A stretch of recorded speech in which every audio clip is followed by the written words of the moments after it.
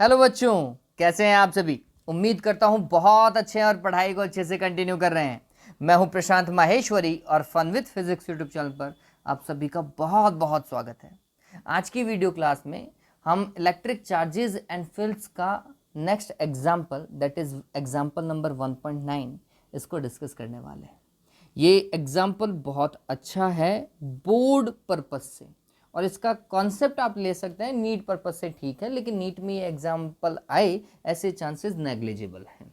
ठीक है, हाँ ये ध्यान में रखना, एनसीईआरटी के एग्जाम्पल छप जाते हैं नीट के अंदर। आप लास्ट ईयर का ही पेपर देख लो, है ना, आपको पता चलेगा कि एग्जाम्पल ऐसा कैसा छप जाता है। तो आपको एग्जाम्पल के अगर आंसर भी याद रहते हैं ना तो भी बहुत गनीमत वाली बात है, बहुत अच्छी बात है ये।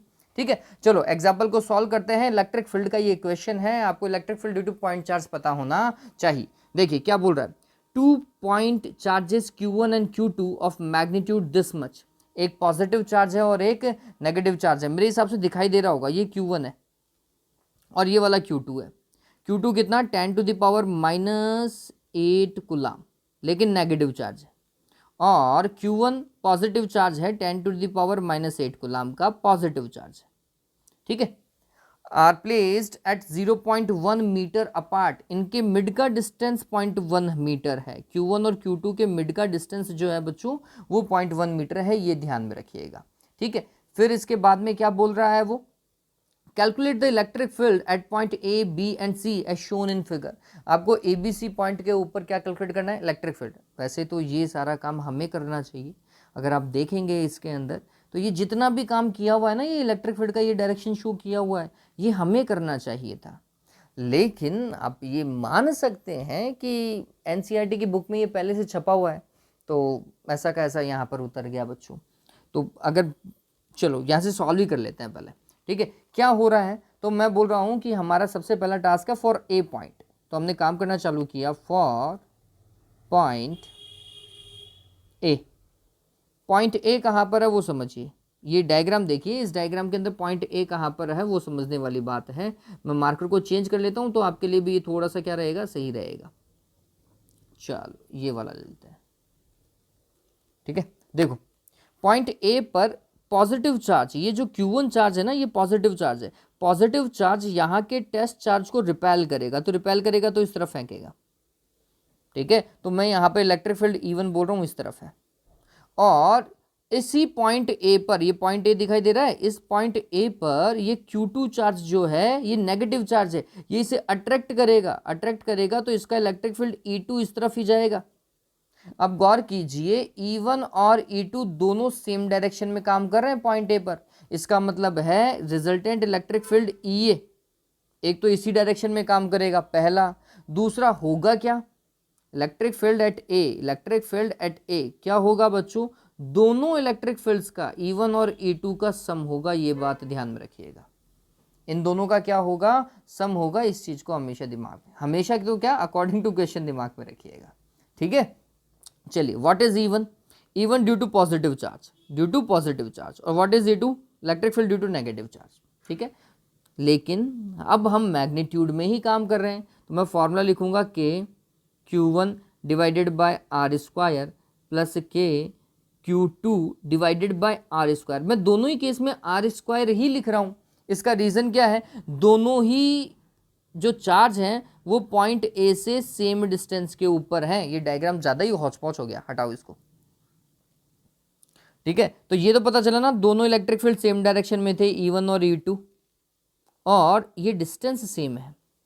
ये जो डिस्टेंसेज है ना, ये दोनों ही 0.5 मीटर हैं, ये बात ध्यान में, 0.05 मीटर है। आर का वैल्यू दोनों के इसमें सेम है। तो यहाँ पर आप क्या कर सकते हैं, k/r² को कॉमन ले सकते हैं, और यहाँ पर क्या हो जाएगा, Q1 प्लस Q2 हो जाएगा।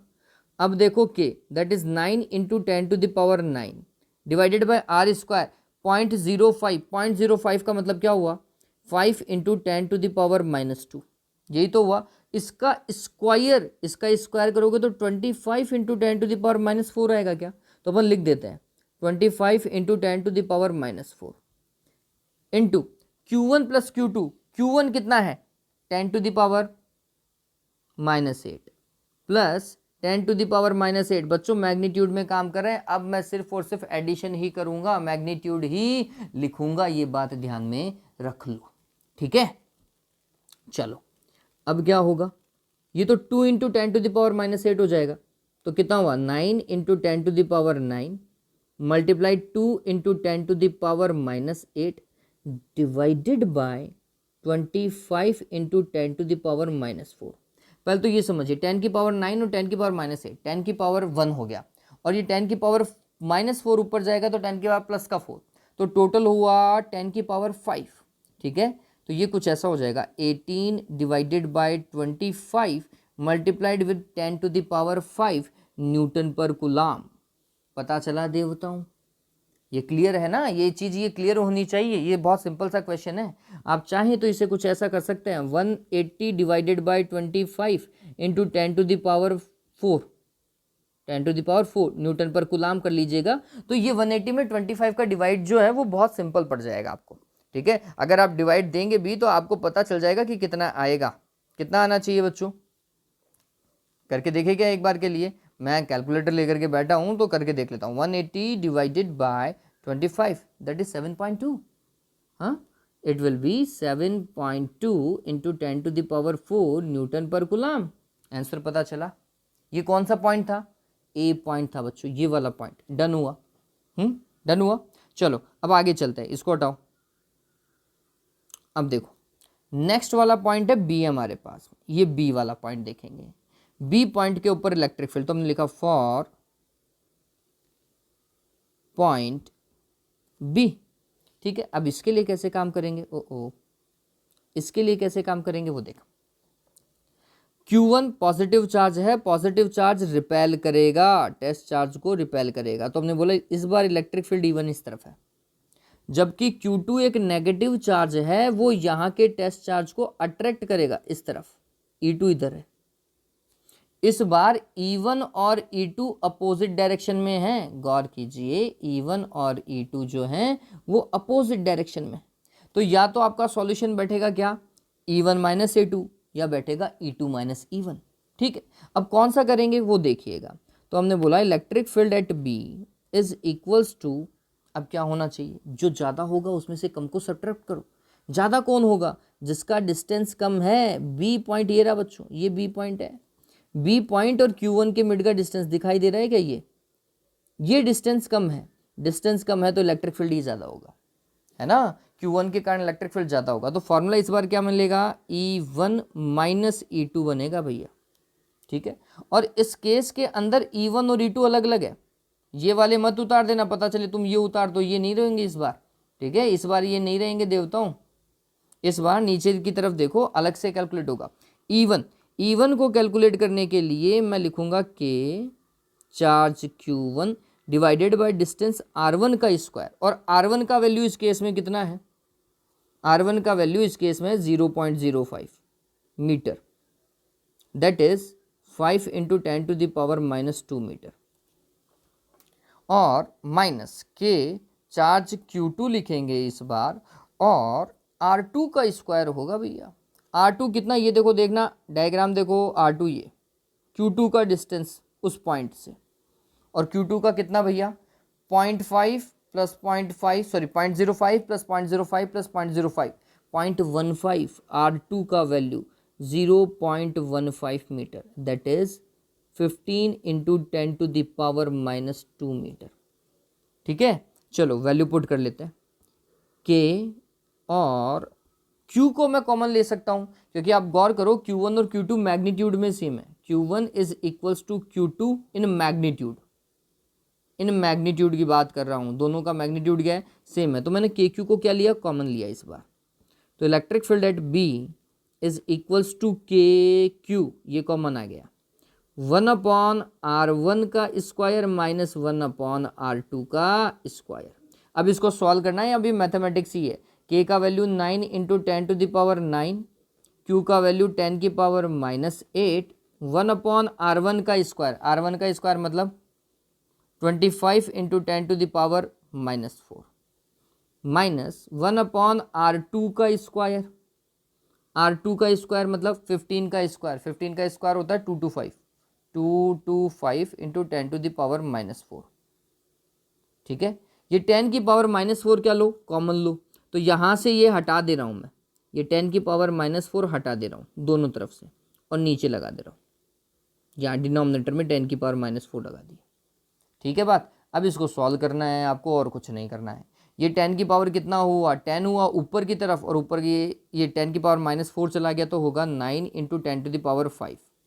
और अब इसको सॉल्व करो रे यार, एलसीएम लो बस, 225 यही तो होगा, और मेरे हिसाब से 9 टाइम्स जाता है और ये 1 टाइम जाएगा, 8/25, 8/225 सॉरी, 8/225। अब इसको सॉल्व कर लो यार, मेरे हिसाब से इतना तो कर ही सकते हो, या फिर ये भी मेरे से ही कैलकुलेटर में करवाओगे, करके देखिएगा कितना आ रहा है।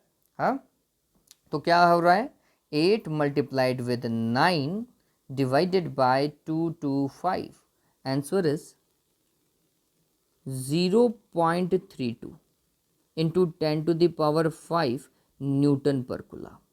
पता चला, क्वेश्चन सिंपल था बच्चों, टिपिकल नहीं था। अब आप इसको 3.2 इंटू 10⁴ भी लिख सकते हो, कहीं कोई दिक्कत नहीं है। पता चला, 2 पॉइंट डिस्कस कर चुके हैं अपन। कितने पॉइंट डिस्कस कर चुके हैं, 2 पॉइंट डिस्कस कर चुके हैं। एक बार के लिए स्क्रीनशॉट ले लीजिए, इस चीज का स्क्रीनशॉट ले लो जल्दी से। अब थर्ड पॉइंट के लिए मैं ये सब कुछ हटा रहा हूं, ठीक है, चलो स्क्रीनशॉट ले लिया। अब थर्ड पॉइंट के लिए ये सारी चीजें हटा रहा हूं भैया, डिलीट एंड डिलीट। अब देखो next third point, that is C point. C point कहां पर दिखाई दे रहा है, देखो देखें, दिख रहा है। इस पॉइंट के ऊपर कैसे काम करेंगे बच्चों, वो देखने वाली बात है। देखिए सी पॉइंट यहां पर है। अब ये समझिए कि ये प्लस का चार्ज था 10⁻⁻8 कूलम, और प्लस का चार्ज रिपेल ही करता है, मैं इसे E1 लिख रहा हूं, ठीक है। और ये Q2 चार्ज नेगेटिव चार्ज था, ये अट्रैक्ट करेगा, मैं इसे लिखूंगा E2। लेकिन गौर करो, ये एक इक्विलेटरल ट्राइंगल दिखाई देगा, तो ये डिस्टेंस भी और ये डिस्टेंस दोनों एक दूसरे के सेम है। मतलब अगर आप देखेंगे Q1 का डिस्टेंस C से और Q2 का डिस्टेंस C से, ये दोनों डिस्टेंस सेम है बच्चों, डिफरेंट नहीं, ये दोनों डिस्टेंस क्या है, सेम है, ये ध्यान में रखना। तो दोनों इलेक्ट्रिक फील्ड E1 और E2 भी सेम होंगे। क्यों सेम होंगे, क्योंकि दोनों चार्ज सेम है, Q1 और Q2 मैग्नीट्यूड में, और डिस्टेंस सेम है। अगर चार्ज और डिस्टेंस सेम है तो इलेक्ट्रिक फील्ड का मैग्नीट्यूड भी क्या होगा, सेम होगा, ये ध्यान में रखना। और ये इलेक्ट्रिक फील्ड का आगे और भागेगा, ऐसा बिल्कुल बीचों बीच से जाएगा। काम करने के दो तरीके हो सकते हैं। पहला, इन दोनों के मिड का एंगल आपको पता होना चाहिए, ऐसा। ये एंगल कितना, 120 डिग्री।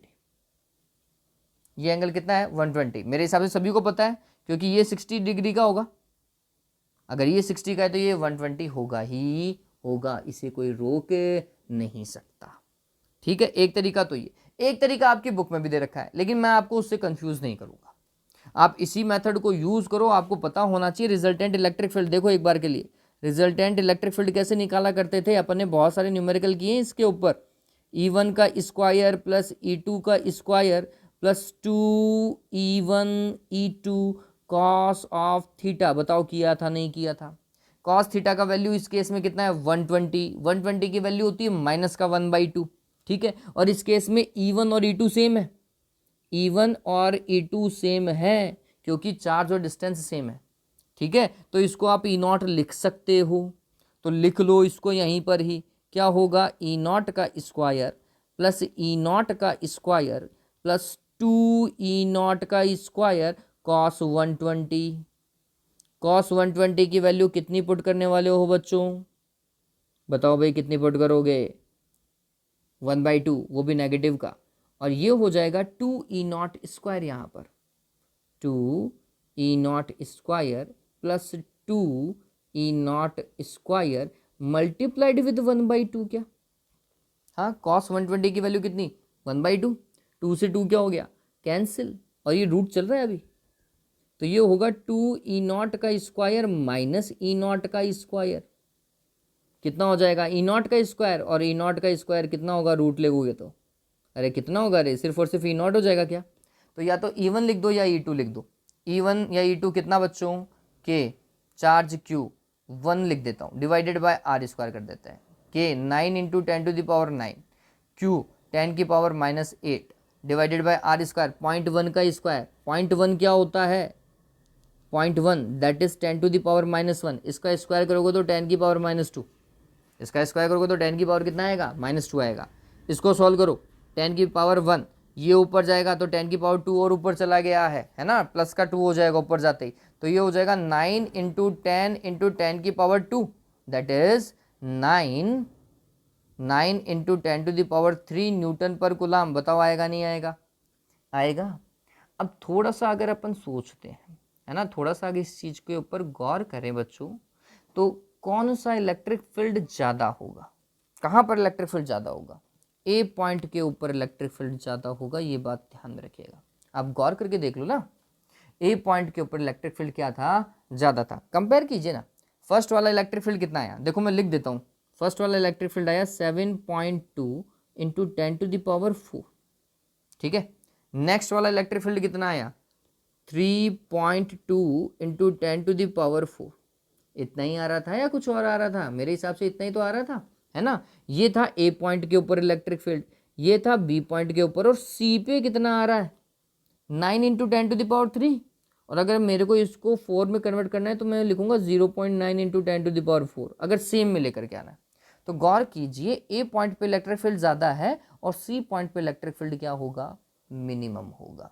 तो ये क्वेश्चन को ऐसा भी डाल सकते हैं, देखो ये क्वेश्चन तो पूरा का पूरा बोर्ड पर्पज से हो गया, अगर इसे मैं नीट या कॉम्पिटिटिव एग्जाम में डालता तो वो क्या बोलता, ए बी और सी में से कौन से पॉइंट के ऊपर इलेक्ट्रिक फील्ड ज़्यादा होगा, है ना, which point has maximum electric field. तो ऑप्शन क्या बनते, ए, सेकेंड बी बनता, थर्ड सी बनता, और फोर्थ होता सभी पर इलेक्ट्रिक फील्ड इक्वल है, सभी पर इलेक्ट्रिक फील्ड क्या है, सेम है। तो हमारा ऑप्शन क्या होता भैया, ए पर इलेक्ट्रिक फील्ड ज़्यादा है। ठीक है, ये बात तो देवताओं, ठीक है। चलिए आज के लिए इतना ही, उम्मीद करता हूँ ये चीज़ आपको समझ में आई होगी, अगर समझ में आई हो तो प्लीज़ लाइक और शेयर कर दीजिएगा बच्चों। Thank you, have a good day.